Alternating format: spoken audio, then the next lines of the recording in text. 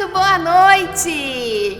Olha, hoje a Sara não pôde vir, Sara está quietinha lá na casa dela, se recuperando, mas ela tá bem, tá? Mas hoje eu vim aqui no lugar dela para trazer para vocês uma entrevista que a própria Sara fez, maravilhosa, com a Rogéria, nossa querida irmã Rogéria. A Rogéria conta para nós um pouquinho mais sobre superação. Você precisa ou tem precisado aí superar alguma coisa na sua vida? Tem sido momentos difíceis o que nós estamos passando, não é mesmo? Mas olha, fica ligado, não saia daí, aproveita para convidar todo mundo, curtir, compartilhar, para a gente relembrar uma entrevista maravilhosa, abençoadora com a nossa irmã Rogéria, porque está começando mais um Momento Mulher.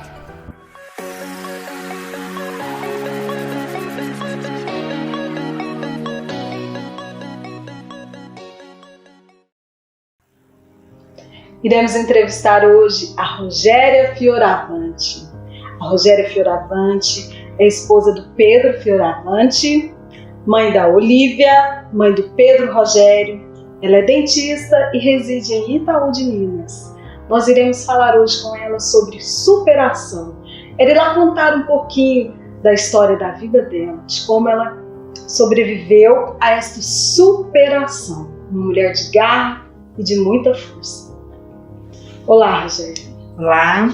Primeiramente, queria agradecer a oportunidade. É sempre muito bom poder contar a história da gente e torcendo para que ela sirva de alguma maneira para encorajar outras pessoas passando por momentos de dificuldade. Eu agradeço muito essa oportunidade, sabe? E esse foi o intuito, que você, como exemplo de mulher, sirva de exemplo para as outras mulheres, para mim, para todas nós, né?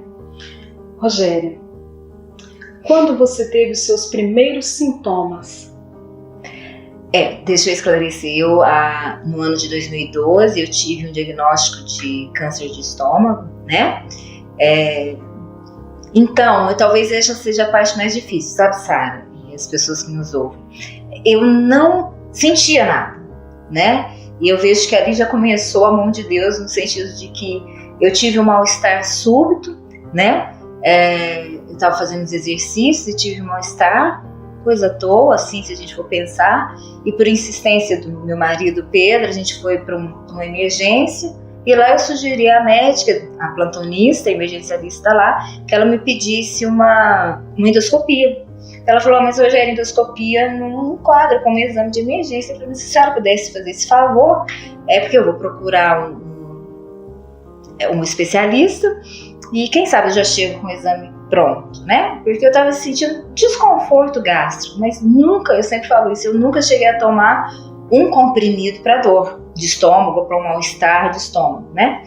E essa foi a grande surpresa, porque quando a gente está doente, a gente está procurando um diagnóstico, a gente está meio que propenso a estar aberto para tudo, mas quando você não se sente doente, de repente você se acha com um diagnóstico de câncer nas mãos, é mais assustador ainda, né? Realmente você fica sem chão. Sim. E qual foi a reação da sua família, do seu esposo, do seu filho na época, quando tudo isso aconteceu e que você realmente caiu em si do que estava acontecendo? Olha, a gente não vivia aqui, né? Nós vivíamos em São Luís do Maranhão, a 3.000 quilômetros de distância da família. A Olívia, que é a nossa caçulinha, a nossa rapa do Tacho de Porona, ela tinha só 2 anos e meio, né? O Pedro Rogério estava com 17 anos, se preparando para prestar o Enem naquele ano, isso já era agosto, início de agosto. E o Pedro, né, a gente, numa cidade diferente, a gente estava recém-chegado em São Luís, há 6 meses em São Luís, chegando na nossa igreja, numa igreja presbiteriana, a quem nós devemos muito.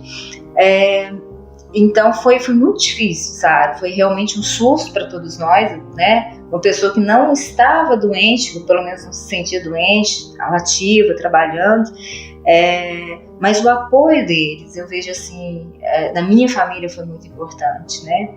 Muito importante. Eles receberam muito susto também, mas em nenhum momento assim deixaram transparecer que isso seria o fim, né? Eles sempre encararam com muita esperança, né? Acho que é a esperança cristã que vem da nossa fé, né? Deus nos prepara, né? Verdade. O tratamento, como foi o seu tratamento? Então, eu brinco que foi pacote completo, né? Porque apesar, eu louvo a Deus que a gente descobriu o câncer bem no início, mas era a forma mais agressiva de câncer, que, né, a histologia, a histopatologia do câncer era muito agressiva. Então, apesar de ser uma lesão pequena ainda no início, precisou de um tratamento muito radical, e que foi a remoção total do estômago, do baço e depois a vesícula, com direito à quimioterapia e à radioterapia, que depois eu vim a saber que é um dos protocolos mais agressivos de toda a oncologia, né?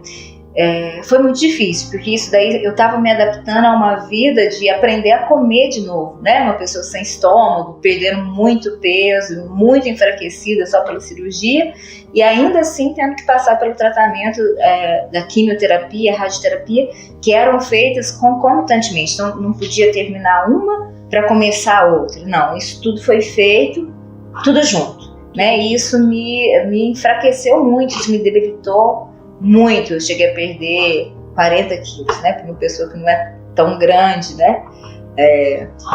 Então eu fiquei realmente aquele estereótipo, né? Da pessoa que passa pela fase final do câncer, muito magra, pesando 30 e poucos quilos, careca, né?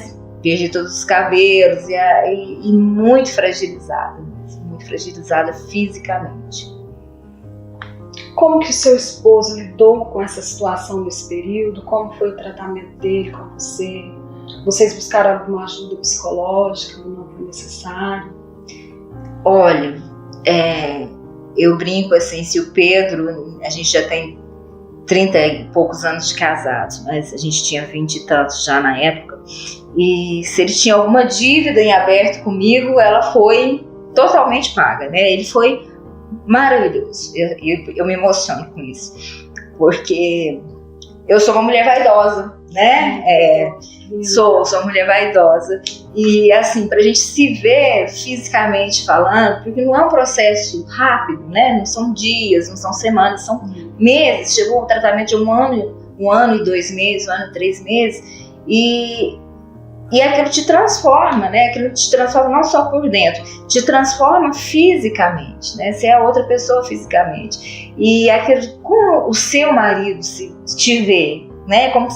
Até como você se vê no espelho, né? Eu brincava que, assim, anatomicamente eu descobri ossos que eu nem achava que eu tivesse, né? Tudo exposto, magérrima mesmo. E se sentir atraente nessa situação é muito difícil. E o Pedro sempre foi um marido muito cuidadoso, né? Assim, de me fazer sentir uma mulher inteira, ainda que naquele processo de convalescência, né? Ele foi um marido muito cuidadoso, né? Até a gente continuou com a nossa vida sexual ativa, apesar das limitações. Ele foi maravilhoso, sabe? E isso não é uma figura de linguagem, isso não é uma retórica, mas com toda certeza, o passar por essa enfermidade fortaleceu em muito nosso relacionamento familiar, nosso relacionamento conjugal primeiramente, e depois nosso relacionamento familiar. Que eu lembro que uma das minhas angústias, sabe, era que eu tinha uma menina de 2 anos e meio, né, e que não entendia muito bem o que estava acontecendo, mas ela sabia que eu estava muito mal, apesar de a gente ter todo cuidado de não demonstrar isso, de não fazê-la participar daquele processo. Ela era uma menina inteligente, ela percebia que a mãe não estava bem. E todos os dias tem que lembrar isso, que os filhos sentem, eles percebem, né? Percebem muito. E eu lembro que todas as noites a tortura era dupla, né? Porque era no nosso momento de oração familiar, antes de dormir, ela me beijava, ela falava assim: mamãe, não morre não, viu? Não morre não.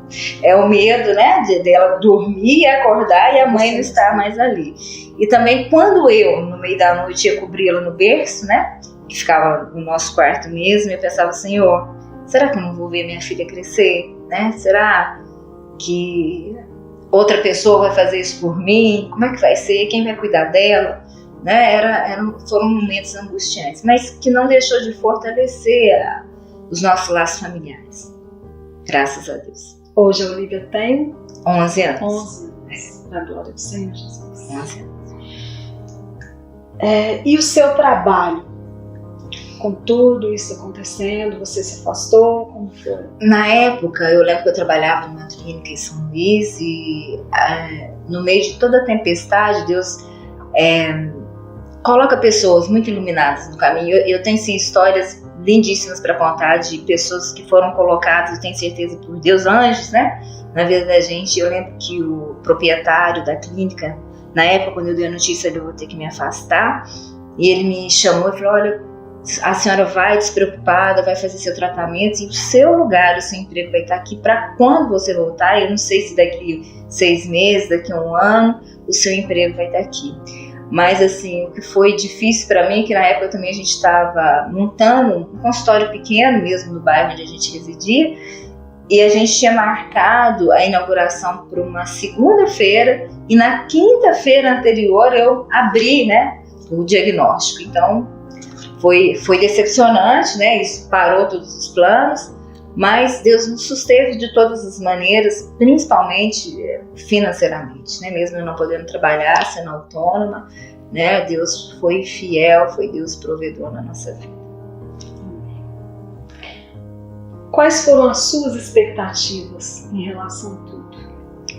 Sara, o meu primeiro pensamento para Deus foi que eu não envergonhasse o nome dele, quer vivendo, quer morrendo, né? Que eu pudesse passar, desculpa, mas que eu pudesse passar por toda essa situação, não dando testemunho de que olha como eu sou forte, olha como eu tenho fé, olha como é a minha fé inabalável, mas de uma maneira digna, sabe? Que se fosse para passar pelo pior e que o fim disso fosse a minha morte e que em nenhum momento eu envergonhasse o nome dele, né? Eu envergonhasse que as pessoas que estivessem do meu lado, olhando para a minha história, para a minha situação, que elas não se sentissem desencorajadas a crer no Deus que eu crio, né?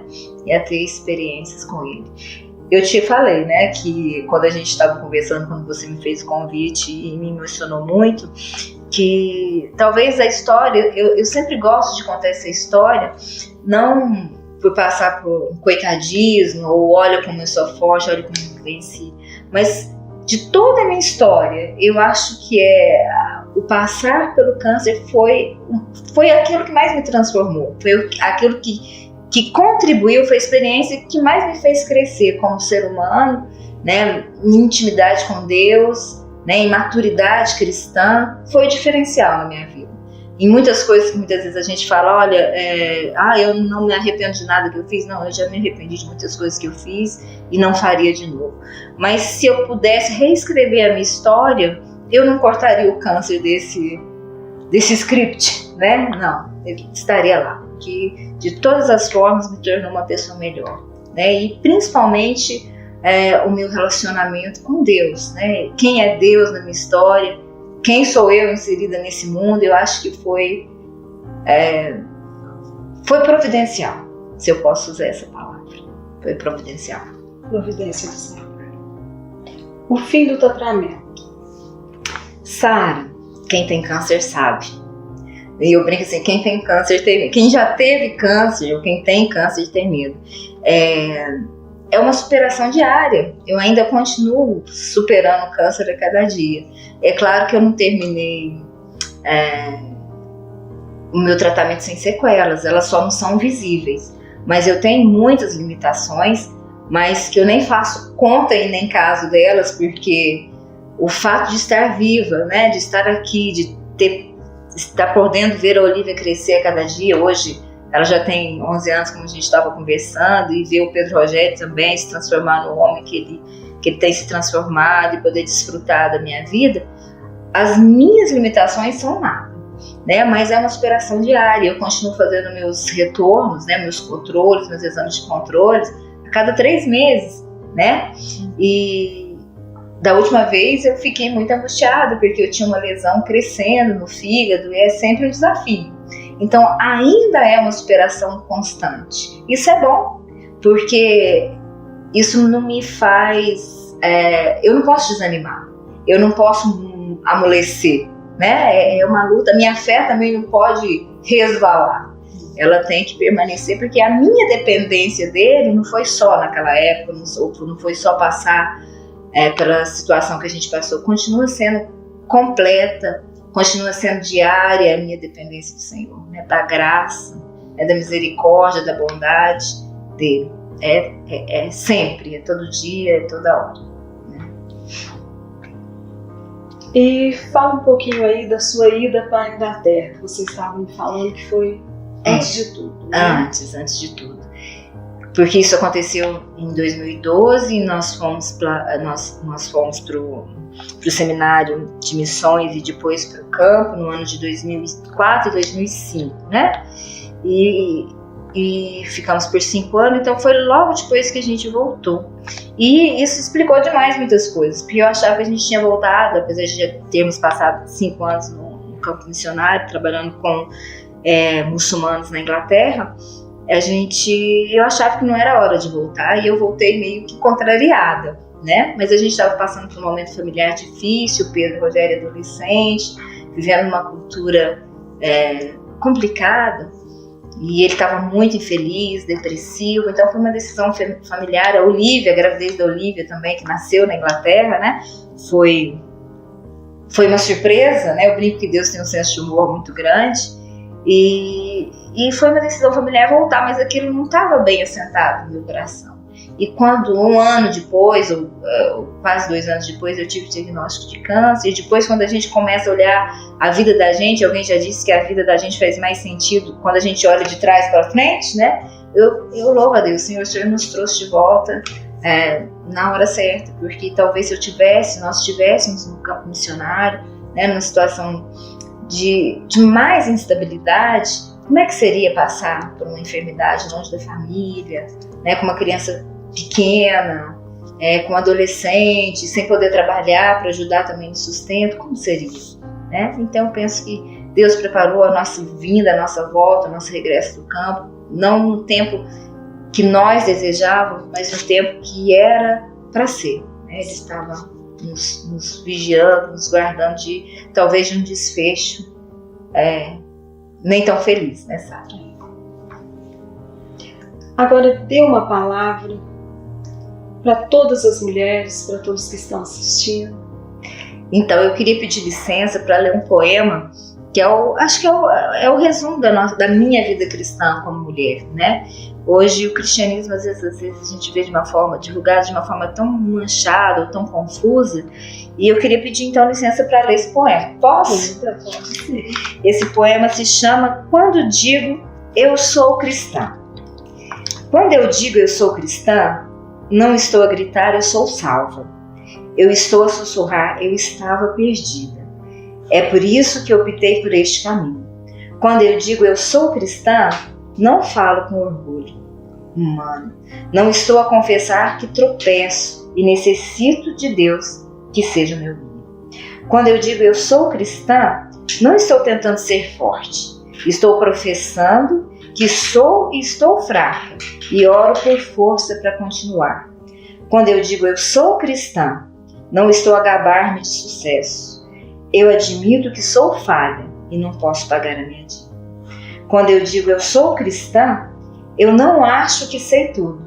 Eu apresento a minha confusão pedindo humildemente para ser ensinada. Quando eu digo eu sou cristã, não pretendo ser perfeita.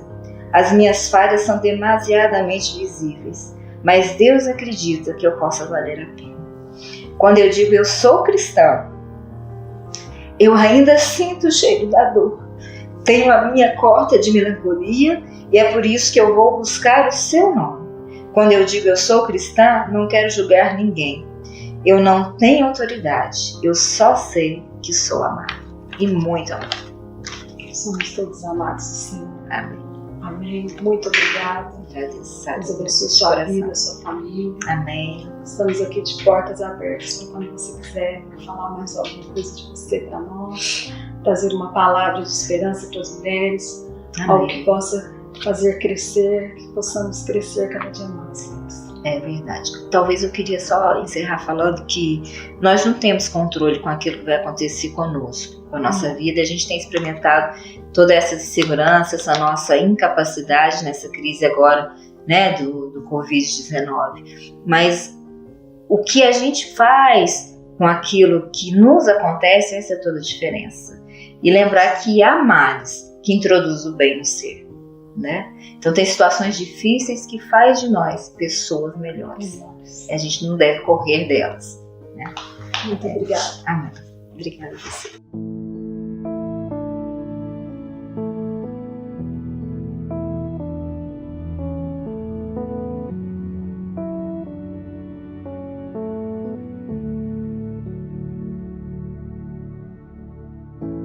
Aquieta minha alma, faz meu coração ouvir tua voz.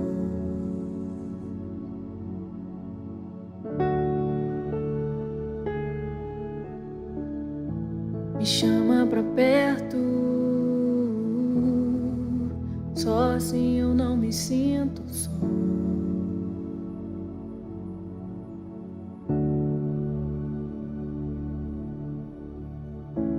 Aquieta minha alma, faz meu coração ouvir tua voz.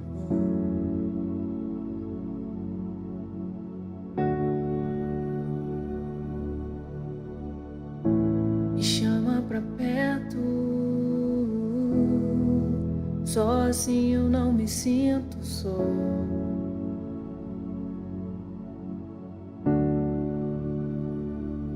Porque na verdade eu descobri que tudo que eu preciso está em ti.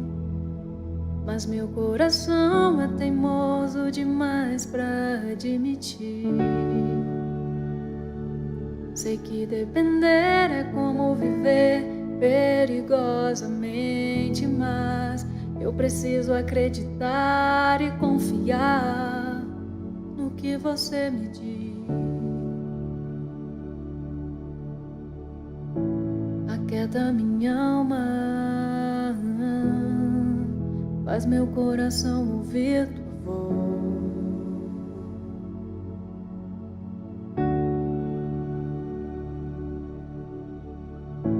Me chama pra perto, só assim eu não me sinto só.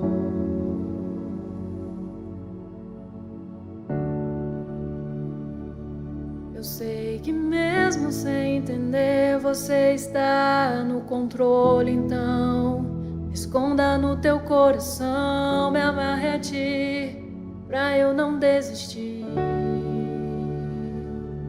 Eu não quero mais fugir da tua vontade, pra mim eu sei que vai ser difícil, mas você estará sempre comigo.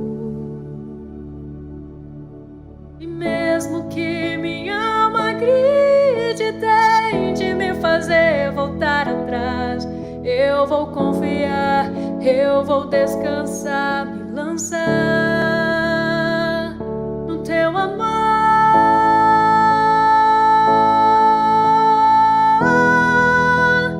No teu amor, Senhor.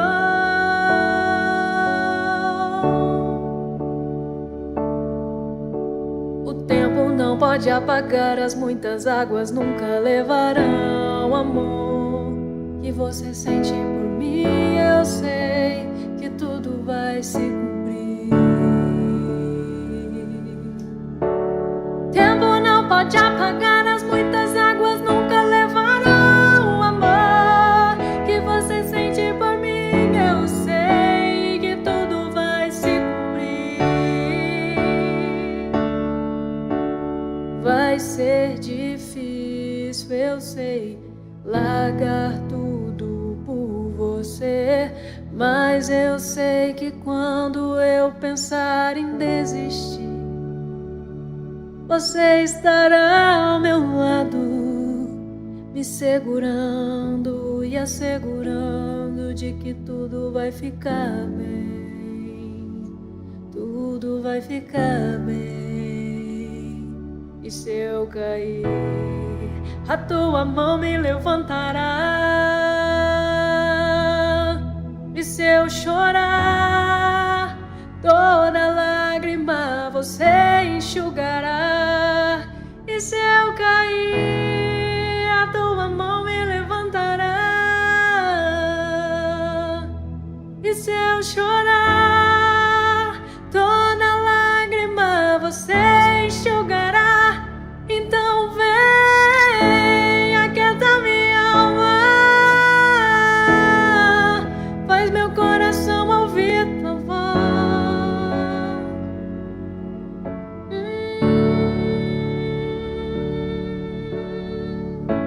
Me chama pra perto, sozinho eu não me sinto só.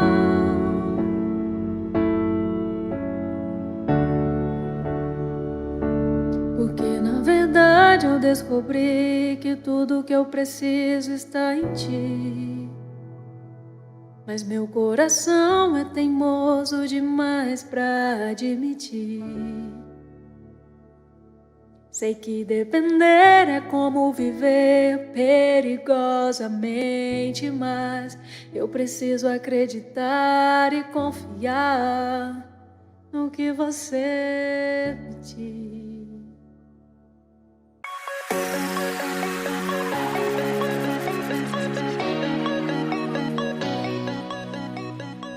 E aí, eu não falei pra você? Abençoador demais, não foi? Tenho certeza que você foi abençoada aí na sua casa, hein? E não se esqueça, hein? Superação, supere-se a cada dia, lembrando que Deus é o nosso Deus e é aquele que sim, é firme, é fiel e nos ajuda a ir cada vez mais longe. Não desista, hein? E como diz a Sara não tá aqui, então dessa vez vai ser eu. Nunca duvide da presença de Deus na sua vida. Que Deus te abençoe e semana que vem tem mais Momento Mulher. Tchau, tchau.